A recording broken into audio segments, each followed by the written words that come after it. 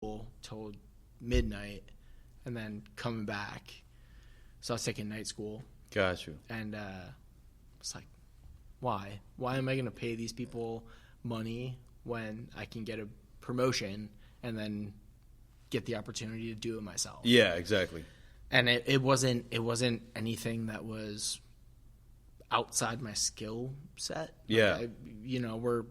We're doing Chateaubriand, we're breaking down steam shifts of beef at school, but when I'm at this place, I'm just making kids lunches. Yeah.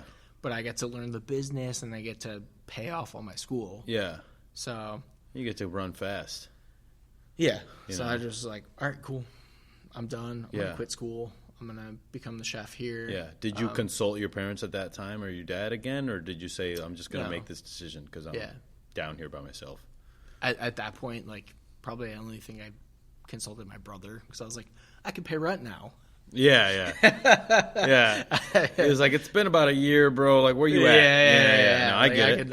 I can give you some money for rent now. Yeah. Oh, that's dope. Yeah. But I was like, I think it, and at the time, I think it was like $47,000 to be the executive chef there. And I was like, that's the most money ever. Yeah. Oh, I'm so excited. So I ended up taking that job and kind of just making tons of mistakes, but they were small mistakes. Yeah. So, when you're making kids' lunches and pizzas and burgers, I was able to really learn the business. Yeah. And make my big mistakes when it was small. Yeah. How old were you? 21. 21. Yeah. Got you. So you were getting that managerial experience real quick. And God, did you have a team? Yeah, my team was about 9 people. And I actually who were they? I ended up recruiting a couple people that were in culinary school with me. Yeah, okay. So I was like, I'm leaving. I'm going to be the executive chef of this place. Why don't you come? Yeah. I'll pay you $16 an hour. And then all the balls on this guy, of course. Yeah. So, and there was an established staff. I was left with a great place. So it was already established. I'm sure they helped you. It was already well organized. Yeah. Okay. It was Aramark. So you learned systems. Yes. Got you. So it was Aramark, so it was well regimented. It was, a great place for love that fucking kids. Yeah. So there's kids rolling on what is that? A luggage? Yeah, that's a luggage cart. Yeah. We need to start eating this food. But anyway, so I did that for a year. Yeah. And really enjoyed it. I loved the work. I did not love Orlando again. Yeah. You were really adamant about that. You're like, fuck Orlando. Yeah, Orlando sucks. That's funny. So I ended up following my heart. At the time, I was dating a girl who I knew from college. Mm-hmm. She lived in Chicago, so went to Chicago.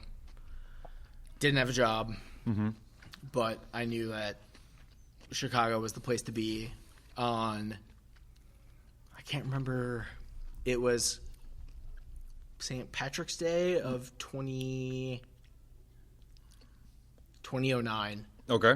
I went to Alinea. Okay. Did the full tasting, took my girlfriend at the time, and that was the meal that fucked my life up. Yeah. It blew my mind. Yeah. It changed He's like, we were homeless the next day. Yeah. I was like, yeah, it was literally $2,000, bro. I actually will say that we walked home because I couldn't afford a cab to get back. Luckily she lived pretty close. That's how it be, man. Yeah, but it was I was like, no, if I'm going to Chicago, I'm gonna go eat at Alinea.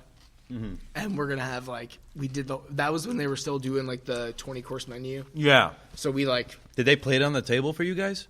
They do that thing? Oh, this was way before that. Oh, okay, gotcha. I mean, I think I've eaten there a couple times since then, but no, that was this was 2009. Okay. Oh yeah, 2009. Got you. So this was whoa, early. Yeah, this was before you could even see the menu online. And I just remember going there, and of course it's St. Patrick's Day in Chicago. Yeah. So you have a fucking crazy ass time. You drink too much beer, and you have a great time, and then you go have this, and it like blew my fucking mind. And then I was like, okay, this is it. I'm going to Chicago. I want to do fine dining. This is where I have to be. So I ended up moving there. Without the job? Without a job. Okay. Got in with a restaurant group that was opening a new African cuisine restaurant. Super cool. Great guys. They were all from Africa. Yeah. And they wanted like a modern take that was approachable. It was going to be it was literally a block and a half from Wrigley. So they're like, we want African food, but something that like that people that watch the ball game are going to go, that want to eat. Did a great job. I think it was super fun. It was my first. I think at that point, it was my first restaurant opening. But did that for like a year, and then, with a finance background, I'm not an expert, but I'm not stupid. So started seeing some P&Ls come out, and I was like, I think something's a little bit fishy. And again, like I have literally just been the luckiest chef in the world when it comes to meeting the right people and being in the right place at the right time. Yeah. So I happened to be menu testing all my stuff for this African restaurant at a friend of a friend's restaurant, Shin Thompson of Bon Soiree. So they're closed on Mondays and Tuesdays. So they allowed me to come in and do all my menu testing and prep and all this stuff while the restaurant was under construction. So when everything kind of fell apart with that other restaurant that I was doing, I called him up. We had a bunch of mutual friends. Yeah. I asked him for a job. I don't think I was qualified to be there. Like there were some heavy hitters and they were really, really talented chefs. Yeah. But I was like, I'll come in. I don't care. I'll just make staff meal. I'll do whatever. Yeah. It was a 28-seat restaurant. With 3 cooks. Okay. Gotcha.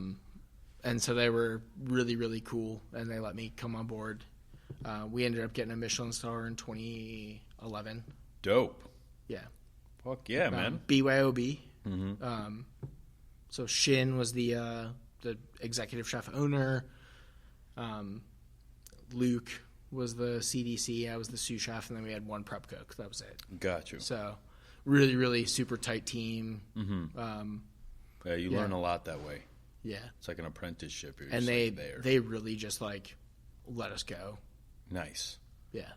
Gotcha. That was probably the happiest time I was in my culinary career, when I was just like, we were young. Yeah. And like I think I was like 24. Yeah. And like everybody else was about the same age, and like how it is, like you just like everyone's going hard. Yeah. For sure. Like, we're all working 7 days, and we're all just pushing hard. You're like, what time are you going to be here tomorrow? Yeah. Just because you want to be there earlier. That's why you're asking. Or you're like, I'm and like I had keys to the restaurant, so I'd like come in on a Monday and be like, yo, I'm going to get my mise en place done. Like, I want to show this dish. And we were all writing our own menus. So we did a 7, a 9, and a 15 course. I'm sure I'm forgetting some stuff.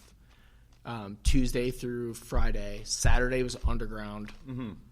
So that was a different menu. And then Sunday was no menu Sunday. So then we did a different menu on Sunday. So we were doing 5 different tasting menus a week. Jesus. With 4 guys. Okay. And like, we pushed. All day long.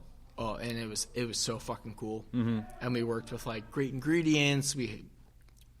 And like, you're just learning every day. Yeah. And I think I'm the chef I am today, like because of that place, that restaurant. Yeah. How long did you stay there total? 2.5 years. And then why did you decide to leave? Oh, did you ever move up? Before I ask you that question, did you ever take the CDC spot? I started as just the line cook, because there was only 4 of us. Okay. So like, I was technically a line cook. And then you were sued. And that was back in the day when like it was shift pay. Gotcha. Yeah. So 8-hour pay. Yeah, like you get paid $7.50. $100 a day. Yeah. And like, yeah. And then moved up to sous chef. So then it was $125 a day. Oh, dope. Super cool. Yeah. Sick. Yeah. But that was at the time. That's what it was. It was the Charlie Trotter. Yeah. It was right before that brink of the next phase of Chicago. Cook. Yeah. Okay. You know. Where did you go after that place? So the CDC and I went to Pops for Champagne. Okay. It was So you both left at the same time? Yeah. What happened? We just had some disagreements, and we probably let the owners down. We let our chef down. Yeah. Probably, didn't do our food dietary duties. Mm-hmm. So we kind of just decided to part ways. Heard. It's tough when you lose 2 people in a 3-person restaurant. Yeah. A 3-person kitchen, it's like, what the fuck am I supposed to do now? He brought on some celebrity chefs, and there was like some transition. That must have felt good. And I ended up going back to work for him later. Okay. Which we'll get to, I'm sure. Mm-hmm. But so we went.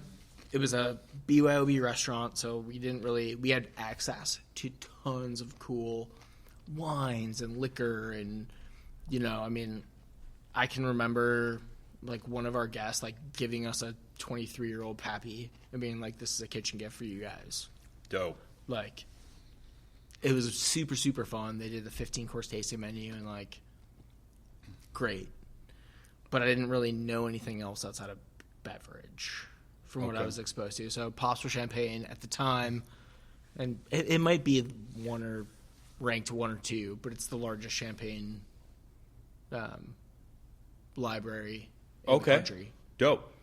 So it was number 1 at the time. I think there's someplace in Vegas that has more, but I was like, dude, I just want to learn about bubbles. I want to hang out, do something different, get exposed to pairing. Yeah. So we did like tons of wine dinners, beer dinners, and I got to work with the same team, or part of the same team that I was used to. Yep. So an easy transition for me. Yeah. Like a great learning experience, but also like I wasn't going off the deep end. I still had like my friends at my back. Yeah, for sure.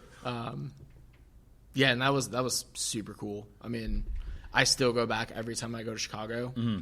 I go to Pops. Oh, and, word. Like, all the bartenders are still there, and we all still hang out, and like I still talk to them all the time. Yeah. That was it's a family-run business. So. Oh, that's so cool. Yeah. Hell yeah.